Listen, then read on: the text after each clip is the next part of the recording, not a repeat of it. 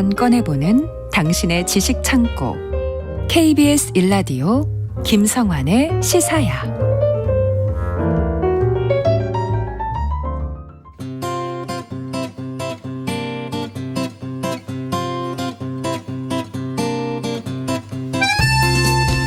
지난 8일 브라질에서 지난 대선 결과에 불만을 품은 보우소나루 전 대통령 지지자들이 의회와 대법원, 대통령궁에 난입해 폭동을 일으키는 충격적인 사건이 발생했는데요.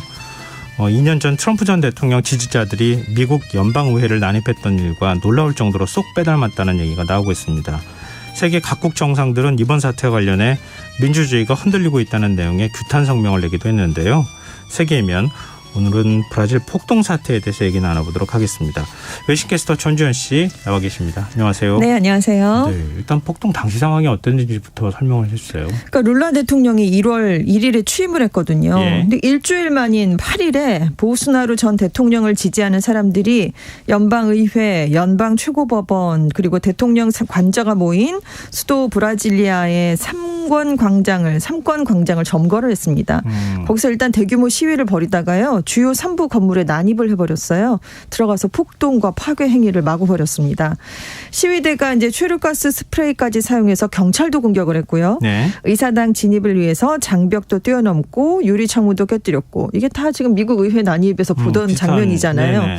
그리고 브라질 국기를 몸에 두르거나 노란색과 초록색 국기색 옷을 맞춰 입어서 이 시위대가 건물 지붕에 올라가서 개입이라는 뜻의 포르투갈어 플랜카드를 펼쳐 보였는데 그러니까 브라질 군에게 쿠데타를 벌여라 이걸 촉구하는 그런 행동이었다고 합니다. 네. 근데 이제 사건이 발생한 8일이 일요일이었어요. 그래서 대법원이 휴무에 들어간 날이었고 의회도 지금 회기 중이 아닙니다. 그리고 룰라 대통령도 수해 현장을 방문하느라고 당시에 대통령궁에 없었어요. 그래서 직접적인 피해는 없었습니다.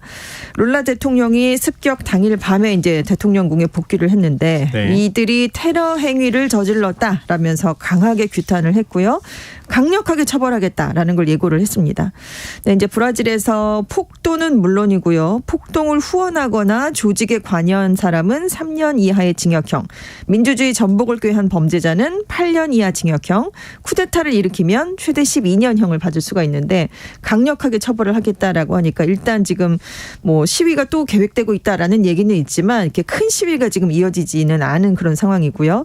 시위를 결국 이날 진압하기 위해서 군대가 투입이 됐습니다. 그래서 이날 저녁까지 한 5시간 동안 시위대랑 보안군이 대결을 벌였어요. 네. 그 끝에서야 시위대를 건물 밖으로 몰아낼 수 있었고 이날 1,500여 명이 구금됐고요. 400여 명을 체포하는 일이 있었습니다. 그래서 이날 이제 삼권광장에 모인 시위대 규모는 한 4천여 명 정도로 알려져 있어요. 네. 전국에서 100대 이상의 버스가 전날부터 와서 정차를 해 있었다고 합니다. 그런데 지금 이 사람들 외에 근처에 또 군사령부가 있거든요. 네. 그 앞에서 텐트를 치면서 계속 시위를 벌이던 시위대 200여 명이 있었어요. 근데 이제 이 사람들이 그 200여 명과 합류를 한 뒤에 광장으로 같이 행진을 했거든요. 그러니까 외신들은 시위랑 폭동이 사전에 치밀하게 조직됐을 수 있지 않았을까라는 가능성을 제기하고 있습니다. 네, 지난해 10월에 브라질 대선이 있었잖아요. 네. 근데 박빙 승부 끝에 룰라 대통령이 이제 당선이 됐는데 그렇습니다. 그 직후부터 보우소나루 전 대통령이 계속 뭐 부정선거 이런 네. 얘기들 했잖아요. 그렇습니다. 그 영향을 미친 거라고 봐야 되는 거죠. 네, 작년 10월 30일에 이제 대선 결선 투표가 있었는데 네. 그때 룰라 후보가 50.9%, 보우소나루 대통령이 49.1%를 얻었어요. 1.8% 포인트 차로 룰라 후보가 승리를 거둔 겁니다. 네. 정말 박빙이었죠. 보우소나루 전 대통령이 그런데 대선 패배를 공식적으로는 인정한 적이 없어요. 다만 나는 헌법을 준수하기 위해서 정권을 넘긴다. 이런 입장을 나타낸 겁니다. 그리고 취임식이 열리기 이틀 전에 인수인계 안 하고 미국으로 이제 출국을 해버렸고요. 그래서 이제 이번에 이제 시위대가 습격을 했는데 지금 계속해서 이 시위대는 그 10월 말 이후부터 간발의 채로 패배한 결과를 우리는 받아들일 수 없다라는 입장을 보였어요. 그래서 사실 지금 이게 크게 알려져서 그렇지 그 직후부터 계속 지지자들이 전국의 도로도 곳곳을 점거하고 집회도 열고 무장 세력이 개입해야 된다 뭐 이런 걸 요구하기도 하고 불복하는 움직임이 끊임없이 이어져 왔던 상황입니다. 그런데 보우소나루 전 대통령은 계속해서 전자투표 시스템에 불신을 드러냈거든요. 여기에 문제가 있고 부정선거가 여기에 개입을 할 수가 있다라면서 극렬 지지층을 점진적으로 자극을 했는데 그래서 키워진 폭력성이 이번 사태로 폭발한 게 아니냐라는 분석이 나오고 있고요. 지금 이제 10월 말에 이제 대선 결선 투표가 있었고 그 네. 이후부터 이제 불복하는 시위가 있었다라고 말씀을 드렸는데 12월 중순에 이제 연방선거법원이 룰라 대통령이 승리했다는 걸 또 인증을 했습니다. 이제 이렇게 시간이 걸리니까요. 예. 그러니까 이제 지지자들의 폭력성이 한층 높아졌고요. 이후 한 달간 연방 경찰 본부 침입도 시도를 했고 폭탄 테러, 쿠데타를 시도한 혐의로 체포되는 일도 있었어요. 그런데 맞아요.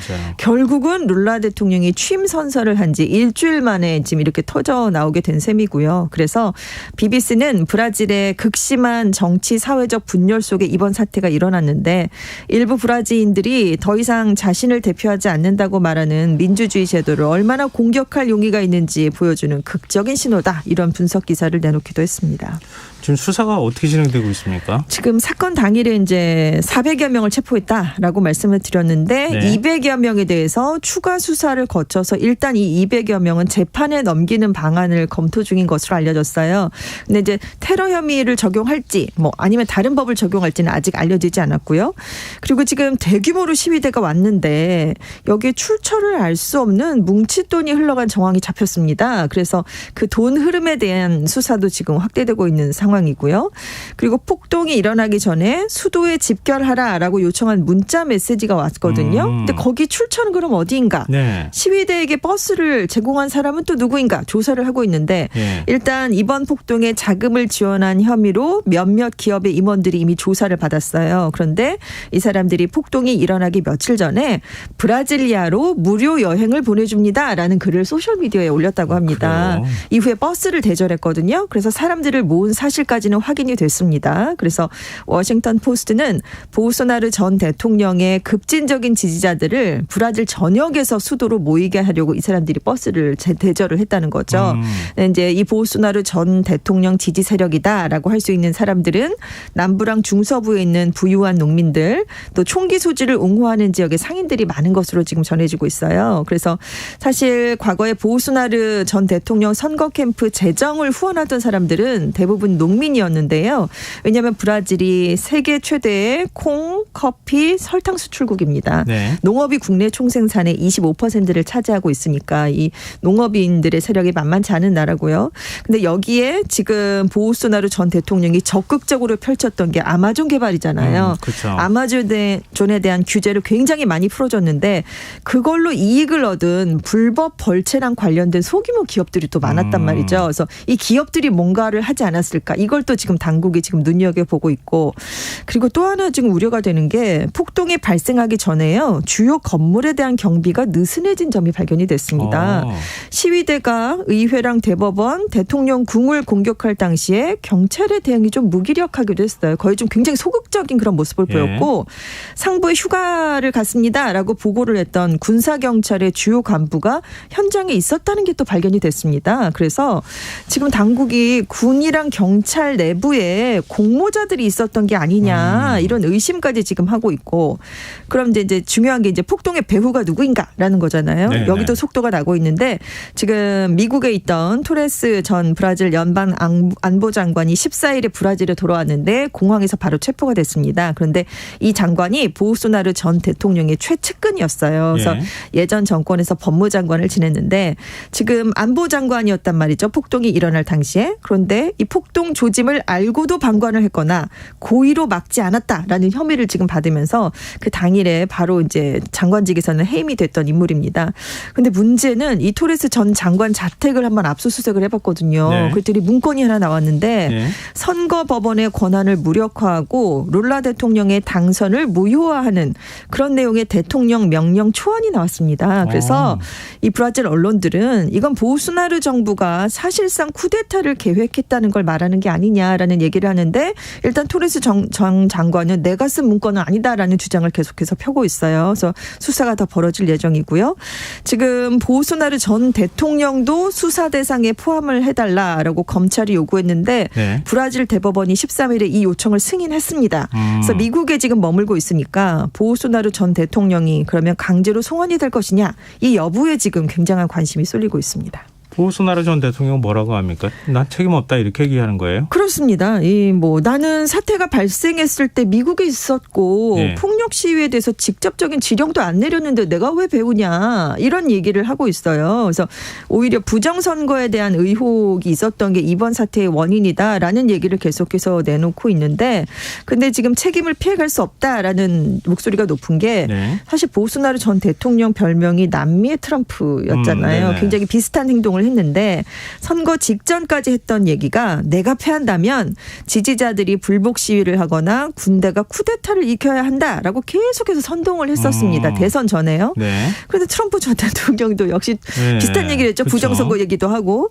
지금 브라질이 부정선거 의혹이 이제 예전에 많았었어요. 그래서 1996년부터 전자투표로 지금 선거를 하고 있습니다. 그런데 2014년에 중도 우파 후보가 대선에서 패했어요.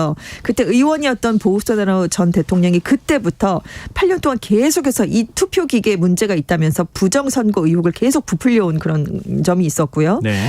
그 자기가 2018년 대선에서 이겨서 대통령이 됐는데도 투표 조작이 없었다면 내가 1차 투표에서 그냥 이겼을 것이다라는 주장을 계속했었습니다. 근데 사실 선거 전문가들은 여러 근거를 대면서 전자투표에 의한 부정선거는 있을 수가 없다. 이건 가짜뉴스다라고 설명을 하지만 이번 달에 여론조사를 해봤을 때도 보우소나루 전 대통령 지지층은 75%나 전자투표를 거의 혹은 전혀 신뢰하지 않는다라는 답을 하게 된 거예요. 그러니까 보우소나루 전 대통령이 하는 말만 믿고 있다는 그런 얘기죠.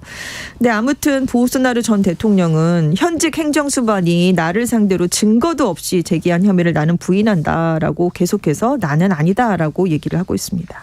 근데 보우소나루 전 대통령이 미국에 머물고 있다고 했잖아요. 네, 플로리다에 있습니다. 미국 여론은 별로 안 좋은 것 같은데요. 그렇습니다. 지금 브라질 종합 격투기 선수인 호세 알도가 이제 플로리다 올랜도에 갖고 있는 집에서 머물렀던 것으로 지금 알려져 있거든요. 네. 근데 이곳이 미국에서 브라질 출신 거주민의 한 25%가 머물고 있는 곳이라고 해요. 그래서 이제 여기에 가 있는 건데, 근데 미국 민주당에서는 미국이 브라질의 테러를 부추긴 독재자의 도피처가 돼서는 안 된다라고 이제 카스트로 하원 의원이 얘기를 공개적으로 했습니다. 그래서 민주당 의원들을 중심으로 브라질로 돌려보내야 된다라는 목소리가 나오고 있고요. 네. 지금 일부에서는 보우소나루 전 대통령 비자를 취소해야 되는 게 아니냐 이런 얘기도 있는데 왜냐하면 보우소나루 전 대통령이 작년 12월 30일에 현직 국가 원수 자격으로 현직 국가 원수에게 부여되는 A1 비자로 미국에 입국한 것으로 알려졌습니다.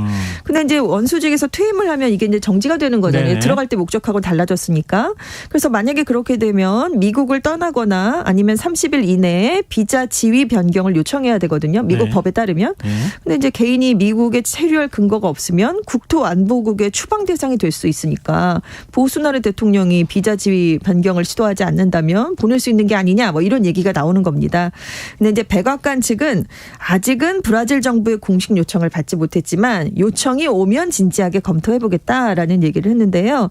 이제 브라질 대법원이 수사를 허용했잖아요. 그렇기 네. 때문에 보우소나루 전 대통령에 대해 이 강제 송환될 가능성이 커진 게 아니냐 이런 분석이 나오고 있습니다. 뭐 폭동이 일어나자마자 병원에 가서 그냥 들어누워 버렸다. 네. 이런 얘기도 좀 했는데 네. 하루 만에 퇴원을 하긴 했습니다.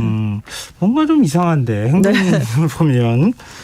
근데 앞서도 말씀하셨던 것처럼 부정선거 음모론 얘기하셨잖아요. 네. 그것 말고도 음모론이 더 있다면서요? 그렇습니다. 그 지금 메신저 애플리케이션이 부정선거 주장을 확산을 시키면서 대규모 시위를 조직한 주요 도구로 분석이 되고 있는데요. 네. 그러니까 폭동이 일어나기 며칠 동안 틱톡하고 유튜브에서 대선이 불법적으로 치러졌다라는 주장이 굉장히 빠르게 다시 유포된 것으로 지금 조사 결과 나타났어요. 그래서 브라질 국립과학기술연구소도 폭도들이 이렇게 왓츠앱이나 텔레그램 같은 메신저에서 처음 조직이 되다가 페이스북이나 인스타그램 같은 더 이제 널리 알려진 SNS로 세력을 불려갔다라고 분석을 했는데 이 사람들이 어떤 방법을 썼나 들여다봤더니 게시물이 차단되면 안 되니까 문제가 될 만한 단어를 변경을 시킨 거예요. 그래서 브라질 퇴역 군인들이 시위 구호로 사용하는 단어, 그러니까 정글이라는 뜻의 이제 셀바라는 게 있는데 이거를 파티랑 결합한 표어를 만들어서 브라질리아에서 열리는 셀마의 파티에 참여하라라는 메시지를 뿌리는 방식으로 변형을 한 거예요. 근데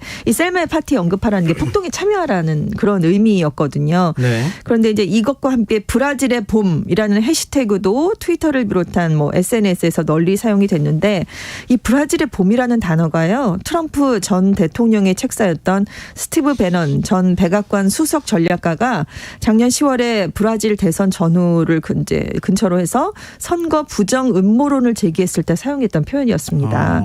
그런데 이후에 이제 폭동이 발생한 전후로 소셜 미디어에 이 폭도들이 직접 촬영한 라이브 방송 게시물이 많이 올라왔거든요. 예. 실시간으로 수천 명이 보는 그런 일도 있었는데 지금 이 브라질의 이 연구소 측은 이 SNS 플랫폼이 이런 일을 막기 위한 규칙이 없거나 작동하지 않은 게 아니냐라는 지적을 내놨는데 그래서 페이스북과 인스타그램을 운영하는 메타는 이번 사태를 옹호하는 게시물을 삭제하겠다라는 방침을 내놓긴 했는데 좀 뒤늦게 내놨습니다. 미국 뉴욕타임즈는 이번 공격의 원인을 집단 망상이라고 규정했다고요? 네, 과거 이제 남미에서 이제 폭동이 많이 일어났었는데 네. 그것과 달리 이번에는 뿌리 깊은 음모론에 의해 주도됐다는 점이 다르다는 거죠. 그리고 미국 포린 펄리시는 이번 폭동이 보소나루가 떠난 뒤에도 여전히 남아있는 보소나리즘의 힘을 보여줬다. 그러니까 극우 세력들이 지금 우리 생각보다 얼마나 더 많이 연결돼 있고 동원이 가능한 상태인지를 증명한 것이다라는 분석을 했는데요. 네. 특히 SNS를 중심으로 뭉치잖아요. 이제는. 네. 그러니까 국내외를 가리지 않는 특징이 있습니다. 그래서 이번 폭동 과정에서도 미국 마이애미에 있는 일부 계정이 도움을 준 것으로 나타냈는데 이 마이애미는 이제 앞서 미국에서 일어났던 의사당 난입 사태를 일으킨 트럼프 전 미국 대통령이 지금 플로리다에 살고 있잖아요. 그리고 네. 그 지지 세력의 본거지로 꼽히는 곳이 바로 마이애미입니다. 그리고 일부 극우 인플루언서들도 시위 참가자들이 이동을 하거나 식음료, 필요한 물품 보급을 지원한 정황도 지금 조사 결과 나타나고 있습니다.